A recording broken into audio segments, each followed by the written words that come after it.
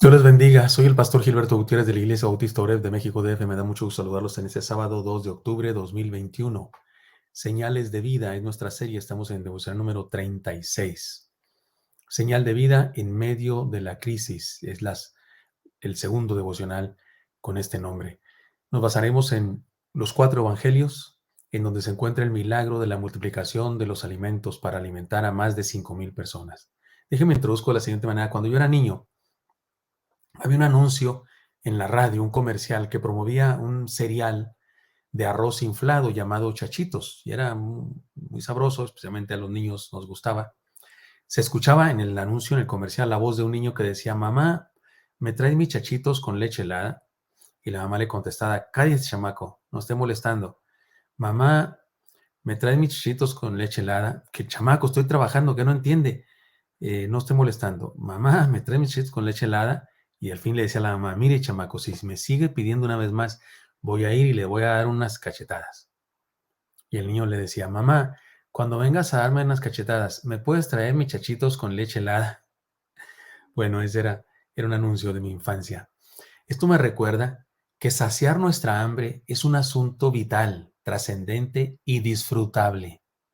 Tanto que un niño está dispuesto a recibir una tunda con tal de comer su platillo favorito. De eso nos habla este pasaje, de alimentos, de hambre y saciedad. El Señor realizó un milagro que tiene que ver con el hambre, pero también con la saciedad del hambre. Leamos el pasaje ahora, lo leeremos en la versión de Juan. Ayer leímos Mateo, ahora leeremos Juan.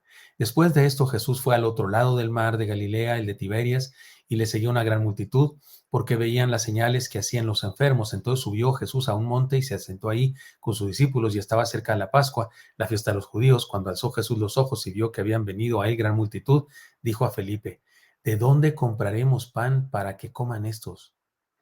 Pero esto decía para probarle, porque él sabía lo que había de hacer. Felipe le respondió: 200 denarios de pan no bastarían para que cada uno de ellos tomase un poco.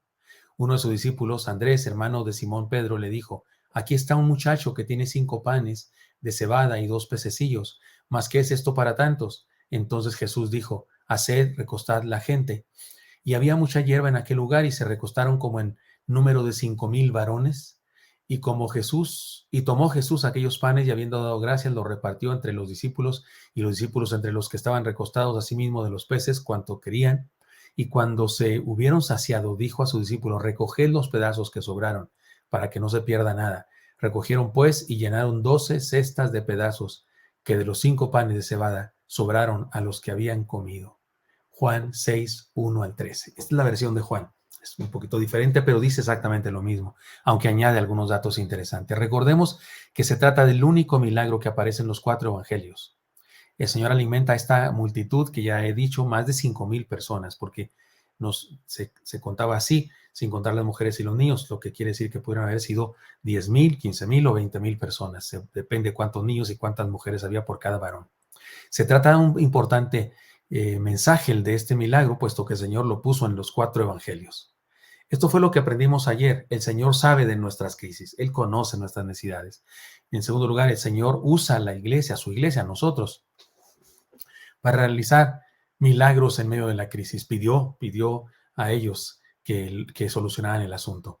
Esta es la enseñanza de hoy. Se parece un poco a la anterior, a la segunda enseñanza, pero tiene un matiz diferente. La voy a decir así, la enseñanza. El Señor nos desafía a una entrega verdadera en medio de la crisis. El texto dice: cuando alzó Jesús los ojos y vio que había venido a él gran multitud, dijo a Felipe: ¿de dónde compraremos pan para que coman estos? Juan 6:5. El Señor preguntándole, imagínese, a uno de sus discípulos: ¿de dónde compraremos? Oye, Felipe, ¿de dónde compraremos pan? Eso me suena a enseñanza, ¿no? Me suena a estrategia pedagógica, como cuando el maestro dice, ¿no? El maestro dice: y cuando amanece y sale, hay luz, significa que salió él, algo así, ¿no? Como llevándonos a la conclusión de la enseñanza. Juan añade este detalle revelador que Mateo no escribió. Felipe estaba preocupado por la gente y recomendó al Señor que les despidiera para que buscaran algo que comer. Eso lo dice en otro evangelio. La realidad era grave. Mire, estaban lejos de las ciudades y la gente absorta que escuchaba al Señor se había olvidado de sus necesidades físicas.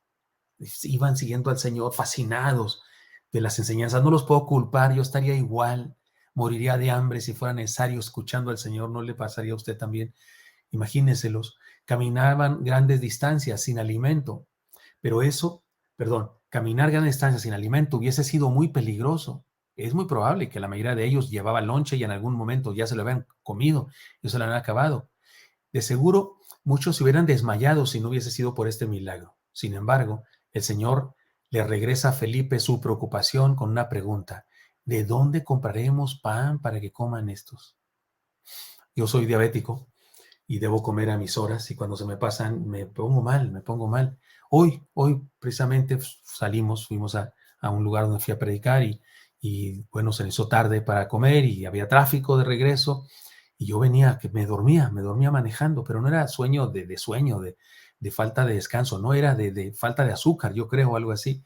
Y venía, mi esposa estaba preocupada. Bueno, pero siempre llevo una bebida de esta sustancia que es para diabéticos y me tomé todo un botecito para sentirme un poco mejor, porque sí, imagínese, siguiendo al Señor, y de pronto empieza a ver desmayados, uno cae por aquí, otro por acá y otro por allá.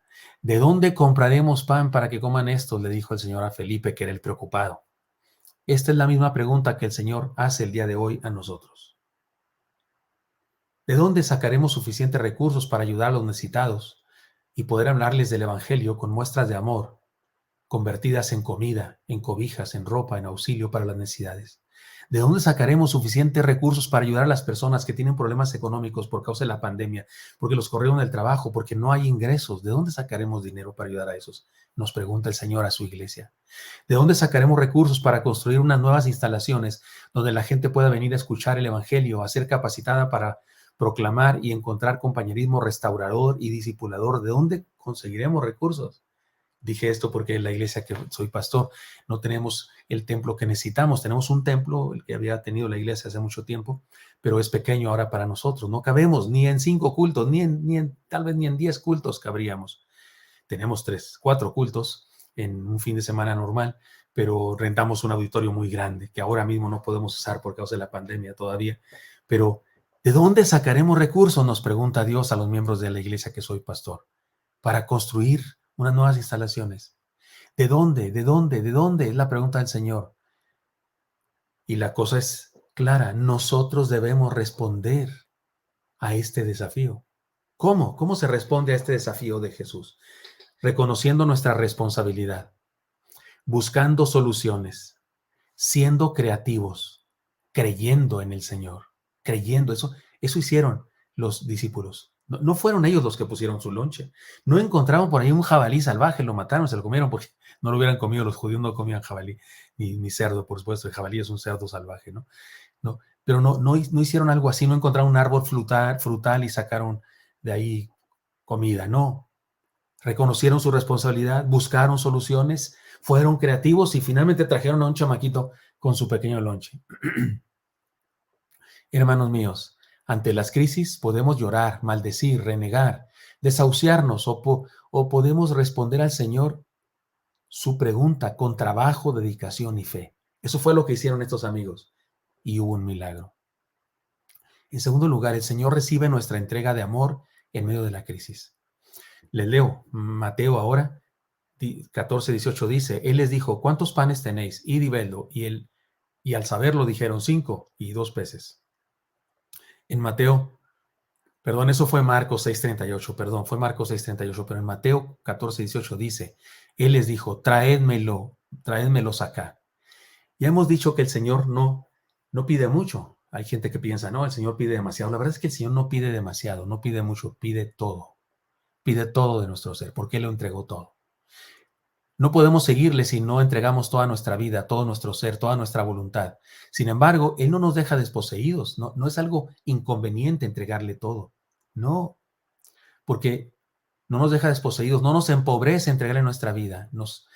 Eso es lo que hacen los usureros del Evangelio, eso sí empobrecen a la gente, obligan a la gente a dar para enriquecerse ellos mismos. El Señor hace algo muy diferente. El Señor nos invita a participar en su reino y en la realización de los milagros que Él quiere hacer. La gente estaba hambrienta y todos comieron. Así que no fue pérdida aquella entrega. No tenían mucho, sin embargo, tuvieron sobreabundancia. En la mayordomía financiera del Señor no hay injusticia. Tengamos cuidado con la herética doctrina de los pactos y la siembra que manejan algunos por televisión. Pero no podemos darle a Dios una cantidad para que Él nos la devuelva multiplicada. Hasta hay un cantito por ahí que decimos, si das un centavo, el Señor te da dos. Eso no puede sostenerse teológicamente con la Biblia. Eso no es lo que dice la Biblia. La Biblia no dice que damos un peso para que Dios nos dé dos. Eso no está en la Biblia. No podemos obligar a Dios que nos dé porque nosotros le mandamos una ofrenda, como pretenden enseñar los falsos apóstoles y profetas del falso evangelio de la prosperidad. Déjeme decírselo de esta manera, Él ya nos bendijo. No tenemos que dar para que nos bendiga, Él ya nos bendijo, aún antes de que nosotros le demos, y nos ha ordenado que de eso que nos dio consagremos algo, consagremos lo que es de Él. Si alguno aquí puede asegurar que Dios no le ha dado nada, si usted dice, no, a mí Dios nunca me ha dado nada, y si acaso fuera verdad, entonces no debe dar nada, porque el diezmo de nada es nada. No, Dios no es injusto. Pero cualquiera de nosotros que reconoce que ha recibido de Dios algo, poco, mucho o muchísimo, entonces debe asegurarse de consagrar lo que es de Dios. Dando de nuestra pobreza, nos unimos a Él en sus propósitos y no damos para que nos dé, damos porque ya nos ha dado y le honramos en gratitud y adoración. Ciertamente en ese milagro hubo sobreabundancia, sobraron 12 cestas llenas de comida. Pero la entrega fue antes de que sucediera el milagro. La entrega de los apóstoles buscando entre la multitud y la entrega de este muchacho fue antes de que se multiplicaran los peces y los panes. Y ni siquiera lo hicieron, ni el muchacho, sí, yo lo voy a dar porque se va a multiplicar. No, fue una entrega voluntaria sin esperar nada. Sin embargo, sí recibieron. Hermanos míos, sigamos su señal de vida y experimentemos los milagros de su provisión.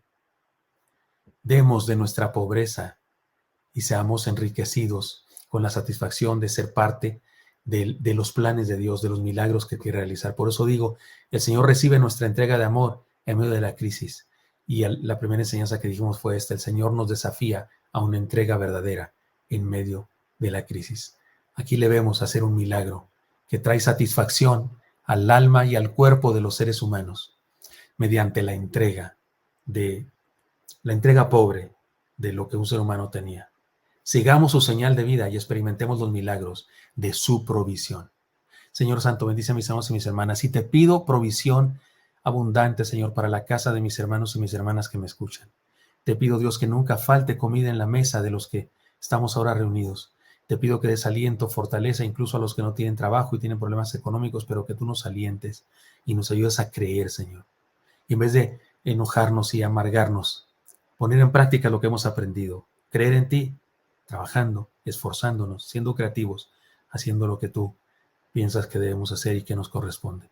Pongo en tus manos a mis hermanos en Cristo Jesús. Amén. Espero que esto sea útil para usted y me encantaría encontrarle el día de mañana. Hasta pronto.